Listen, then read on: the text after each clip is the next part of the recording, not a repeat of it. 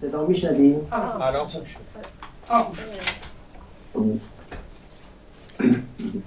Yeah, I'm sorry if I have some problems with my voice because I caught cold and I sometimes cough, so it might interrupt me for a while. I apologize for that. I'm going to talk about the new social movement that occurred in Iran in 2023. That is Women, Life and Freedom movement.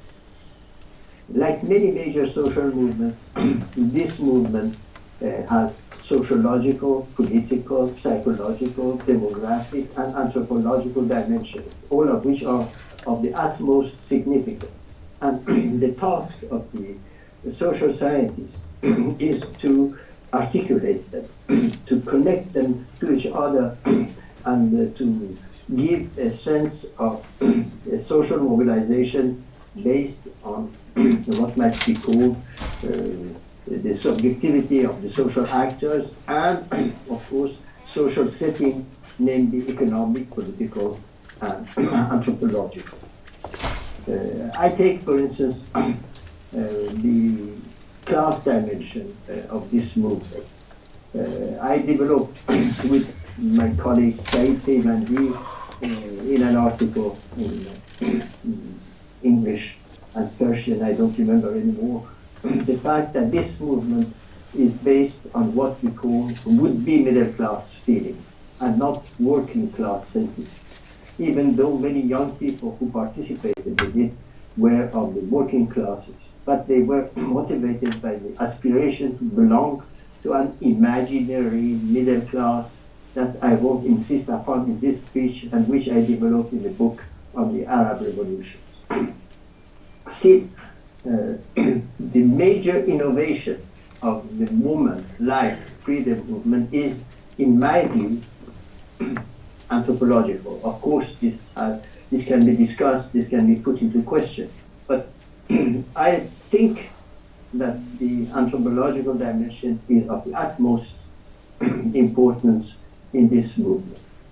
As I already said, class, gender, and generation play a major role in it, but what I shall focus on is first and foremost the body and its major feeling, that is joy, in this movement, which have, of course, anthropological dimensions.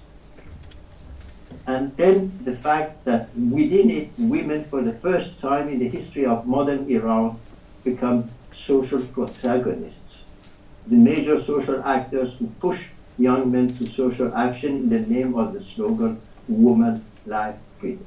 The notion of freedom, which is, of course, the last part of this slogan, should be stressed upon. It is not the same type of freedom that flourished in the wake of the 1979 revolution in the slogan, Independence, Freedom, Islamic Republic.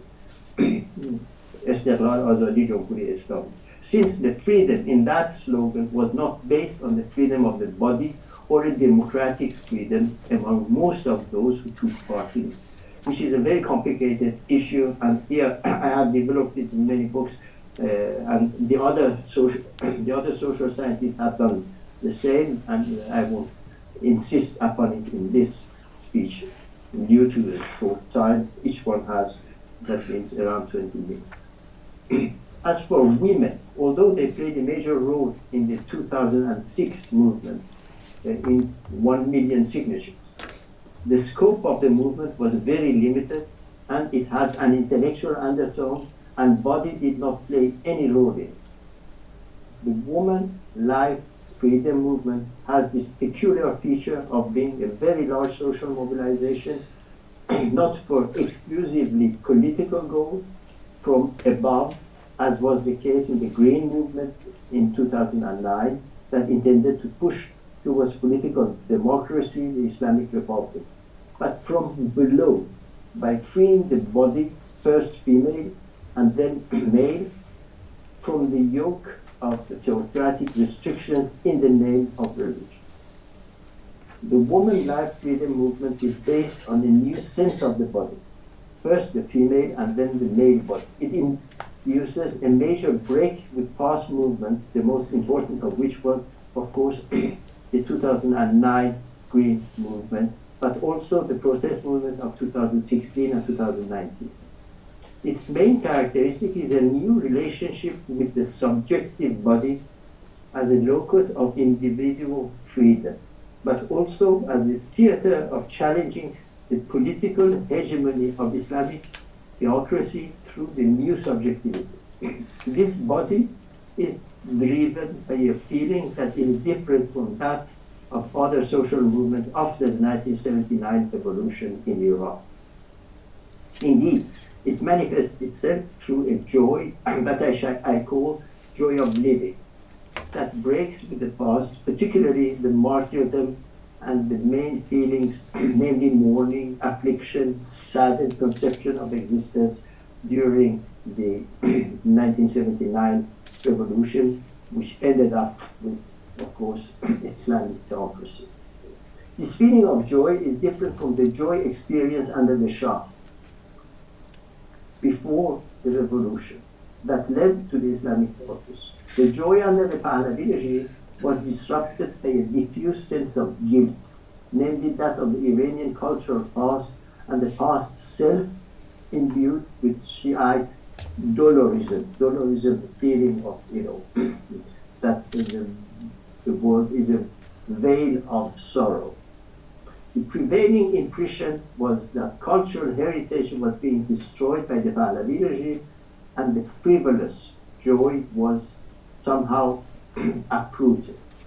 Frivolous underquote. Therefore, the prevailing impression among many people was a diffuse bad conscience that was exploited by Ayatollah Khomeini and the clergy that supported him during the movement that led to the Islamic theocracy. In summary, mobilization under the Shah took place against the cultural backdrop of unease linked to a sense of uprooting due to the unrestrained adoption of American cultural models. Now, more than 4 decades later, the new joy shows no sign of discomfort or guilt. It is an assumed joy, unlike that of the Shah's time, in which joy was accompanied by discomfort and unease. In the new youthful subjectivity, feminine as well as masculine, there is no longer a trace of guilt, but self-assumption, self-assertion, the assertion of the self as autonomous from any religious feeling. This joy is marked by self-affirmation, but also by opposition to theocratic regime, which is denounced as being a kill joy. This is very important because this joy has, of course, a bodily feeling, bodily meaning, but at the same time, a political meaning. That is, we are fighting against a kill joy regime. The contestation of the legitimacy of Islamic theocracy is thus made by feelings, the body of women who remove the forced veil, and by dances where men and women begin to touch each other by mingling, and by the sound of the music that brings them closer and modulates their movements together. These acts have a spontaneity that manifests the new joy, and beyond that, the new subjectivity freed from the constraint of religious tradition. An irreversible secularization is at play through the new body and its feeling of glee. But the new body shows as well a protest character that challenges the Islamic theocracy and demands political liberation based on its emancipation from religious restraint. The protest movement therefore goes from the bottom up, from the body to the political field.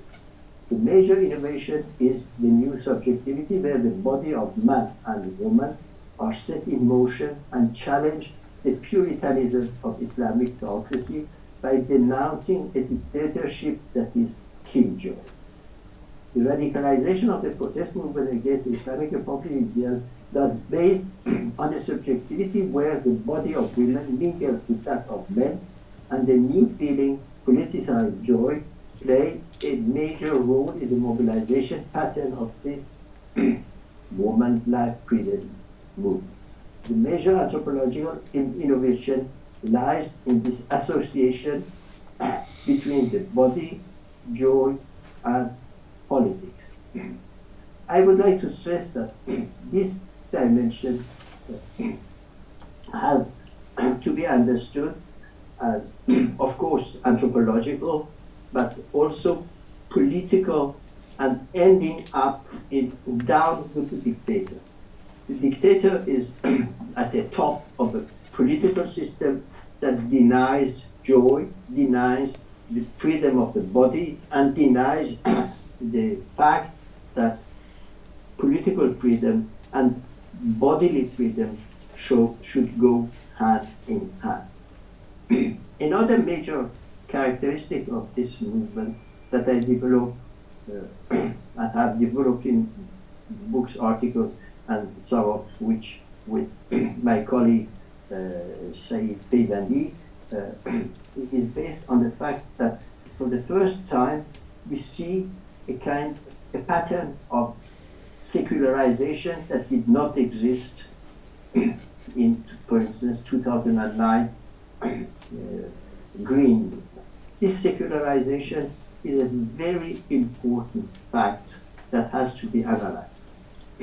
After more than 4 decades of Islamization from below through the school system, TV, radio, and all other propaganda means that the Islamic regime disposes of, the result has been exactly the opposite. That means the youth has freed itself in this movement from what might be called a theocratic regime. And what is demanded is that politics and religion be separated. That means a secular demand. And this secular demand shows the failure of the Islamic theocracy to Islamicize society anew. Don't forget, we had a society which was secularized from above by the Pahlavi regime, the Reza Shah regime, who imposed unveiling, and then, of course, the major trend of society towards secularization, rather from below during the Mohammad Reza Shah regime. But what is important is that this new type of secularization is from below. Of course, it is prevented from above. It is repressed from above. But it is, in a way, pushed by the dynamic of society, particularly in its youth. The youth that took part in the Mahsa movement, that means woman, life, and freedom, is a youth that had not seen the Shah's regime. Most of those who took part in this movement were below the age of 25. And those who were arrested among them, a very high proportion were young people below that age. So that those who took part in this social movement were not directly influenced by the Shah regime because they did not know it, they did not live under it, and only their parents could talk about it. But then, even then, they could talk about it around 15, 20 years after its overthrow by the 1979 revolution. I'm sorry, 3 minutes left. Okay, thank you. So I just summarized the major innovation of this movement is a new subjectivity based on a new feeling of the body and its sentiments, the major one being joy. And this joy is not only personal, it's not only anthropological in the strict sense of the word, but it is political, because it is at war with what might be called a regime that proposes or imposes a saddened view of existence. Thank you very much. Thank you. Actually, we've got 2 minutes again, if there is any question. I'll take 2 minutes. All right, then, Farhad, you will be with us, right? I try to. Yeah. I try to be there Maybe we could as much as I can, and I think I can be able to do it. Maybe With pleasure. Maybe we can ask you questions. Let's You could have have the 5 minutes now for him. 5 minutes because he doesn't feel well. So let's Yeah. have QA Yeah. for Farhad. Is there? I have one question for you, Farhad. If it's okay for Moshabo. Absolutely. We famously say that modernity knocked on the door in Iran in the past. And we talk about sort of methodological nationalism, that we went through a sort of ideology of homogeneity. But then after the Second World War, we talk about sort of methodological multiculturalism, based a society based on differences, while in the past was making a society based on likeness. And then in the 70s, when we start talking about this multiculturalism, in Iran, something totally different happens, and then we start a process of methodological individualism by the beginning of 2000, that is sort of postmodernist way of the fragmentation, the atomization of society, that individuals and the subjectivity is totally differently defined. So in a way, can we say that is a question? Can we say the ideology of joy and this subjectivity from below can be defined as postmodernity, and that sort of methodological individualism knocking on Iran's society's door? I think the question is pertinent. The question can be put in this way. But the major problem is that when we talk about postmodernity, it has a background. For instance, Baudrillard in France, many other in the United States, in Great Britain, in Germany, have in a way conceived of the post-modernity as being, for instance, the discourse that does not allow a kind of unified approach, a kind of synoptic view of modernity. In the case of Iran, we have, at least in the negative way, a kind of synoptic view. The synoptic view is, first of all, down with the dictator in the latest movement, and this down with the dictator is something which probably goes beyond postmodernity, because postmodernity is a discourse, I would say, a kind of apolitical discourse. There is no politics in it, because it is based on the feeling of those people who live in democracies, most of them, at least those who have been conceiving the postmodern discourse, suppose a kind of democratic society. Whereas in Iran, there is a postmodern dimension, but it is mingled with other dimensions, and they put into question what might be called, a unified regime in an approach in which sentiments, feelings are mobilized in order to put into question the legitimacy of it. What postmodern discourse puts into question in terms of legitimacy is the unified view of life. They say there is no more a kind of, I would say, general narrative that would give you the sense of what's going on. There is not a single view. In that respect, one can say that this movement had this postmodern dimension. But the major difference is that the cultural background is not the same. And since it's not the same, it has to be reshaped in terms of the, I would say, history of the Iranian society, although I fully agree with you, it has been somehow or other influenced by this view, particularly through web, through the communication with the other Iranians in the diaspora, and through, I would say, a kind of feeling that is based on secularization of the Iranian society.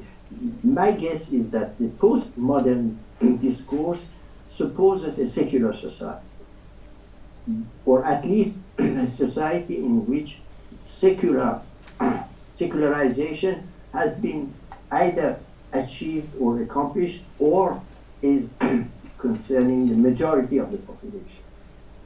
When it comes to Iran, of course, this movement, woman life freedom, shows that secularization is very much accomplished. But at the same time, the religious background cannot be denied the importance that we have,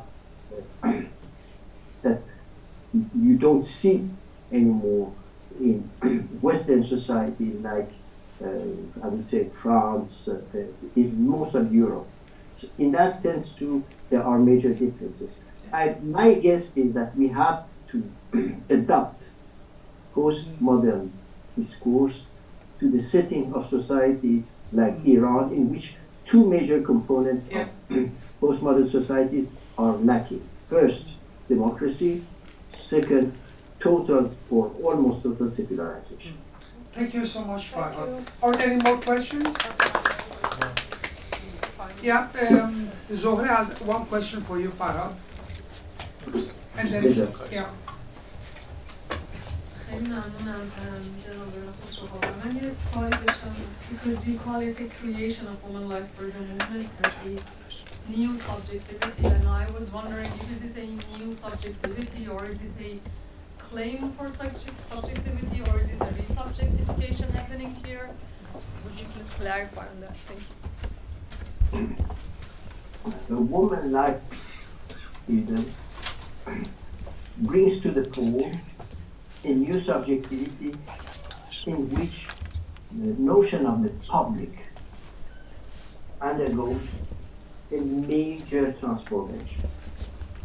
You know, the words of Habermas and the others on the public sphere or public dimension of civil society in the West show that this happened, you know, in a kind of setting in which, of course, people were mobilized for a new type of freedom. In my guess, in Iran, somehow or other, this can be applied. But at the same time, there is a major difference. The major difference is that in European societies, when they began mobilizing for this public sphere, public dimension of the civil society, there was no democracy, so that there was no experience of total democracy. Nowadays, we have societies in which democracy has been established, and at the same time, of course, in many respects, is in crisis. And that, therefore, I think the notion of the public sphere has to be more seriously investigated by sociologists and anthropologists. Thank you so much, Farhad. I hope you stay with us, or if you want to go to rest. Anyway, it was so nice to see you. Thank you. Thank You're you. welcome. Yeah.